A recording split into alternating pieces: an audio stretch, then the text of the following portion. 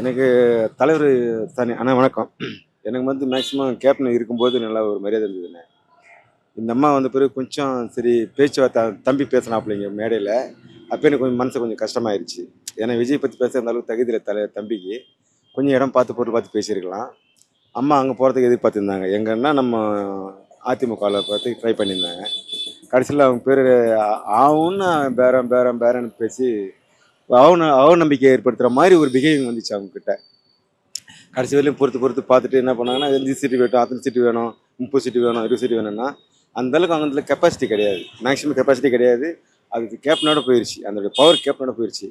சன்னை வச்சு அவங்களை நல்லபடியாக நல்ல புத்திமதி சொல்லி அவங்க வளர்த்து விடலாம், தப்பு கிடையாது. அவங்க போக்கிலே விட்டுறாங்க. எல்லாம் அவங்க ஃப்ரீ விட்டாலும் பரவாயில்லைங்க, அவங்க நல்லா பேசுவாங்க தம்பிங்க.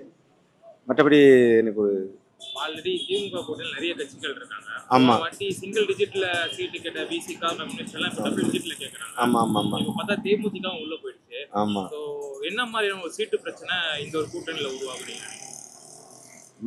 அம்மா எதிர்பார்த்தாலும் சீட்டு கிடைக்காதுண்ணே. பெருமலத்தை மேடம் எதிர்பார்த்தாலும் சீட்டு கிடைக்காது. அவங்க குடுக்கத்தை வச்சு தான் இவங்க போகணும். ஏன்னா கடைசி லிமிட் தான் போயிருக்காங்க இவங்க.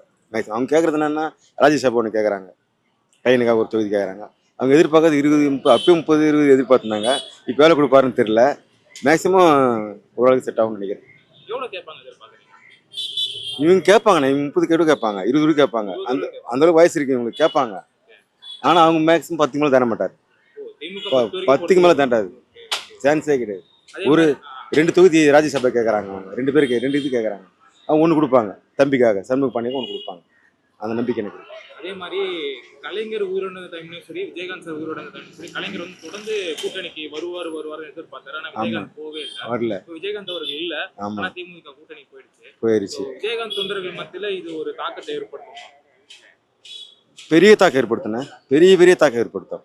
ஏன்னா இப்போ ஒரு கிட்டத்தட்ட வந்து 1 மாதம் பார்த்தீங்கன்னா இப்போ சொல்கிறேன் அப்போ சொல்கிறேன்ட்டு யார் கூட்டணி ஜெயிக்கிற கூட்டி தான் நான் போவேன் அப்படின்னு சொல்லிட்டு பிடிவாதமாக இருந்தவங்க அங்கே போய் இங்கே போய் கடைசியில் இங்கே வந்து சேர்ந்துருக்காங்கன்னா அது ஜீரணிக்க சில பேருக்கு அந்த கட்சி ஜீரணிக்க முடியாது.